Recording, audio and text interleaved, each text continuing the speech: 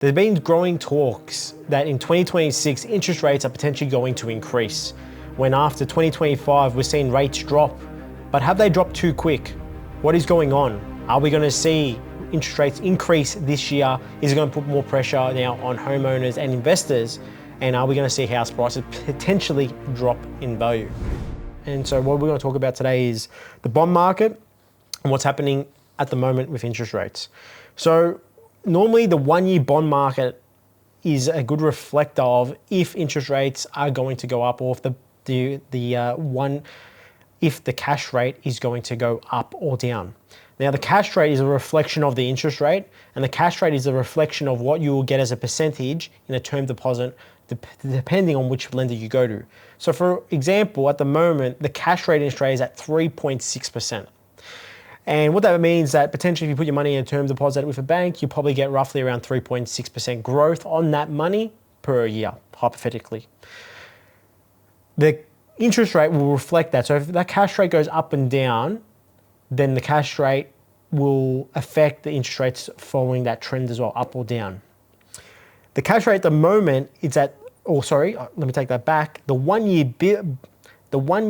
bond at the moment is at 3.9%. Normally that 1-year bond will follow the same trajectory as the cash rate, okay? So we're seeing that increase. Now the announcement won't come until February, the first Tuesday of every month. So first Tuesday of February, until they release to see if that interest rate will go up or down, okay? But the way it's looking at the moment, potentially it might increase. And the reason why I think it may do that, hopefully we'll see at the end of this podcast if that's where you think you might agree with me or disagree, is because of a few things. Now, just going off this, we might have some pictures if you're looking on Facebook about what is happening. Inflation, or CPI, is at 3.4% at the moment. But from June 2025, it was at 1.9%, and it's slowly increased.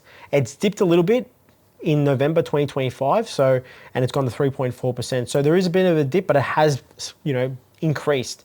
And so are we seeing inflation starting to rise again? Have they lowered rates too quick? It depends. There's multiple things that they have to do, and pulling a lever to increase interest rates or decrease interest rates is so they can turn the economy, or turn on the tap to make the economy produce more money, or maybe not reduce money, but reduce the inflation rate so things don't get out of hand. Inflation's like saying, if you buy a cheeseburger today, it's worth $5, but if you do too much inflation next 12 months, that might be $5.50. So it's more expensive to buy a cheeseburger. So they're trying to avoid that happening in the country. So the next thing that I look at here is wages growth, and wages growth is down trending. Okay, and it's not moving in the right direction. So if you have inflation growing, meaning that goods and services, property, cars, insurance, whatever it is growing and getting more expensive, but wages aren't following that trend, unfortunately, what it does, cost of living starts to get, expensive, and then people can't afford to live, and things start to happen. So we've seen that annual change. At the moment, the wages have grown by 3.4%. Going off the latest data in September 2025. Hopefully we get that new data probably in the next month or two for the December 2025 as well. So with that, we're seeing a change, and if that keeps going down and wages aren't following the inflation rate, then we're going to probably start, seeing people knocking on the government door saying, hey, we need help. This isn't, whatever's going on here at the moment, it's not working, and it's getting unaffordable for Australians. Third thing we look at is the CPI for all groups. So when it comes to food and clothing and things like that. This is a big thing because, of course, we need to pay for items, or pay for schooling, or pay for, whatever it may be that we have to do as humans every single day. Now, just picking the top three, okay, and just looking at this chart, we'll put a chart if you're watching on YouTube. Education is number one. It's grown by 5.4% of fees. Clothing and footwear has, it got more expensive by 5.2%. And number three is housing, 5.2%. But if you see here with this chart that I've gotten off the ABS website, there has been increases in all realms of different types of industry, beverages and things like that. And when I look at that, okay, that's meaning things are getting more expensive. If wages are growing around 3 or 4%, but then you've got things like school fees and, footwear and clothing growing at 5% or more, then how are people going to survive if they, put their kids into school, got to buy them uniforms, got to buy them clothes, all the above. Okay, this is starting to get, it gets quite tough. So is there, a crisis at the moment? I don't think there's a crisis, but I think they need to pull some levers to maybe stop the inflation. Now, it's not as easy as said as this going by increasing interest rates up or down, but whatever they're doing at the moment isn't working. Okay, so some people have a pretty good lifestyle at the moment, some may not. And people that are listening to this, you guys are going to be, one end of the spectrum. I don't know where you are, but hopefully we can fix it, and then hopefully you guys as well can put a bit of an action plan moving forward, which I'll express towards the end of this podcast. So moving on, goods and services, okay? Goods and services is a mix up of, services of offering labor and services of different types of from industries, and goods, of course, things that you buy. When we look at that, of course, from April 2025 to November 2025, there has been an increase from 0.9% to now 3.3% on goods. So goods are increasing. And then when we look at services have dropped. Okay, so the rate of services has decreased from 4.1 in April 2025 to 3.6 in November. So we look at that, it's kind of trending sideways for the service side of the level here. But of course, when we're looking at goods, it's kind of trending up. And so now things are starting to get a bit more expensive when, once again, we've kind of looked at the correlation of CPI of groups, wages, and of course the inflation rate is starting to increase. So it's not good signs here. Now, to add more to this, I can keep going, but I think with a few other things to look at is electricity. Electricity has increased by 19.7% in the last 12 months, going off November 2025 to November 24, which isn't great. For people there listening, they might say, oh, my expenses for electricity have grown, and it's unaffordable. Now, the main reason for that is because of rebates as well. So government rollout of rebates and helping people as well. But of course, that's increased electricity prices to increase as well. So, when we look at this, is the cost of living increasing? Going off the data, of course it is. For some people may not feel that pressure as of yet, like I said, but let's keep moving on. Rents, there's been no relief on rents, unfortunately. And we've seen rents increasing, and that's because of the supply issue. At the moment, my landlord has increased my rent by $100 per week, which is a 10% increase on my rental, on my rent. So when I look at that, I go, okay, that's pretty steep. That's bigger than inflation. Inflation's around that, we said 3.4% at the start of this podcast, but it's well above. So of course, when you factor in electricity, goods, services, clothing, everything else above, it's getting harder for some people in certain areas. The reason for this, I believe, is the housing supply.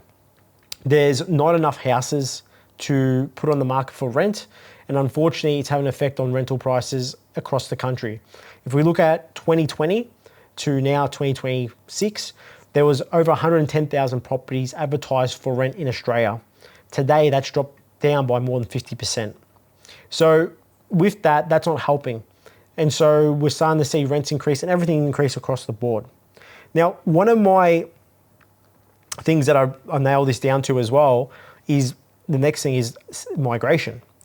Now, nothing wrong with migrating people to Australia. My family migrated from Italy to here in the 1950s. But what's going on at the moment, we're well above the migration rate that we were bringing in overseas migrants before COVID. Now, over the last 12 months, we've brought in 306,000 people. Okay, the year before that, which was 22-23, we brought 429,000 people, which is fine, but that is putting pressure on housing demand. It's putting pressure on rents, and it's just putting more pressure on consumers. So at the moment, it's fine, of course, to bring in people, and I think I'm an advocate for that. But of course, if we start to bring in too many people, the cost of living is going to get more expensive.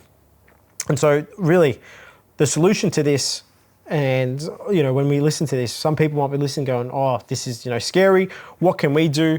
Why should we invest? Why should we keep doing what we're doing? And just buying property, things aren't looking great. If interest rates are going to go up, well, you've either got two options. One, you sit back, you don't do anything. Or two, you say, hey, you know what, we're going to invest what we can afford to invest and build something for ourselves, because unfortunately, it's not looking bright at the moment. Interest rates might go up, inflation might go up, costs of goods and services are going up. So what I would say for the people that want to do something, number one, start budgeting. To look at your financials. How much are you saving per month?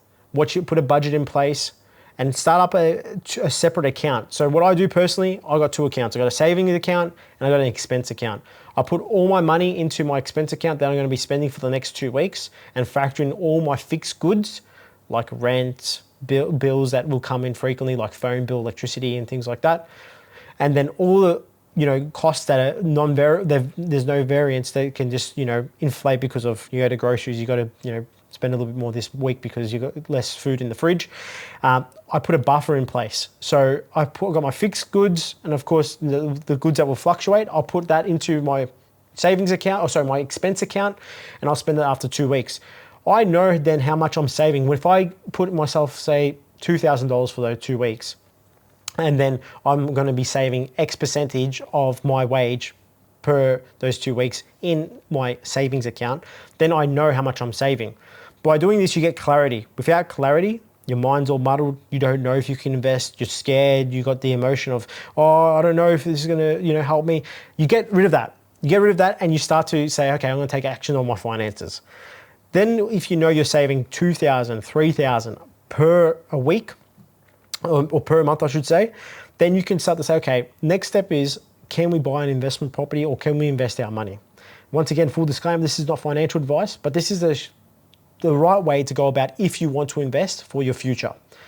Then you can go to your broker or you go to your advisor and you can show them how much you're saving. Then you can look at, okay, for example, let's say you want to buy an investment property, how much can I spend? What's it look like? Then you factor in what you can spend. For example, if you can buy a 500K property and you've got enough of deposit to do that, what do the numbers look like? Which is number 3, do a cash flow analysis. See what that property is going to cost you. If you buy a property in a certain area for $500,000 and it gets $400 per week in rent, what happens if you get $450 a week? What happens if you get $500 per week or $550? What does the cash flow look like? Can you sustain that? Factor in all the rents, factor in all the PM fees, the property management fees, the utilities like the rates, water levy fees, etc. Then see what is left. If it's negative or positive. If it's negative, what's that per month? If you're saving $2,000 per month, but the property is going to cost you maybe $200 per month negative, fantastic. It means you can invest in a property and build wealth. Okay. The point of that is if inflation is growing around 3-4%, but you've got goods and services going at 5, 10, 19% for electricity, at least you have something that if you buy a property for $500,000, but it grows at 10% per annum, then that's 50 grand in the first year. Then the next year after that, it just keeps compounding. And by the time you look at 10, 20 years, 30 years, you've got an asset that you probably bought for $500,000 that's worth over $1 million. Now, doing it safe and sound and having a team around you, of course, is most important, but hopefully with this 3-step approach, it gives you something to work towards and not be caught by the fear of what's going on in the market at the moment. I look at after COVID 2022 for myself, it's a great example. I bought a property in Bunbury. Interest rates started increasing. My interest rate at that time was 8%. I bought a property for $480,000 in Bunbury, WA. Today that property is valued at close to $720,000. After many years of owning that property, the rents have gone from back then, I think it was $550 a week in rent. Today I'm getting $680. So the rents have grown and the interest rates have dropped down because I was on a low doc loan at 8%. Now I think my rates are at 6.04%. So I look at that, the property is actually, kind of breaking even at the moment. I have taken a bit of equity to go and reinvest in other properties, but just doing that approach has helped me build, $200,000 worth of equity in that property after a few years. And I bought it on the back of interest rates going up. We know in May 2022, every month after that, interest rates for that year of 2022, interest rates kept going up. And I bought at the end of 22, at the start of 2023 when I settled. So I think I'm an advocate for it. I speak, when I'm speaking and saying that I've done these are things I've actually done. And of course I took in consideration what was going on online, on the news, what was happening in the economy, but I put it aside and I didn't let that get to me. I fixed up my own situation. I took accountability. Yes, there is a cost of living crisis, but it's what you make of it. So my advice to you is you can sit there, be a victim and say, hey, it's going to be hard. Or you can do what I did, take action, put pen to paper, use a spreadsheet, worked out what I was saving, went out there, spoke to my broker, got the right advice, done a cash flow analysis on what a property will cost me, then went out there and executed. So hopefully this podcast helps, something different, something new. In solo podcast, never done before as well. But I wanted to share this just so we can touch on a few things that are going on in the market. Once again, if you got value from this podcast, please give us a thumbs up. It just means that we can reach more people, spread the word, probably do stuff like this a little bit differently that's creative, that can help people, that maybe someone that's listening to this today might get them out of the shit and say, hey, you know what, you're right, Frank, I'm going to do something about my future. And if we did, fantastic. That's what this podcast is about. So we'll leave that with you. If you got value, like I said, please just give us a thumbs up. This means that we can reach more people and create more better content for you guys. And we'll see you guys next week.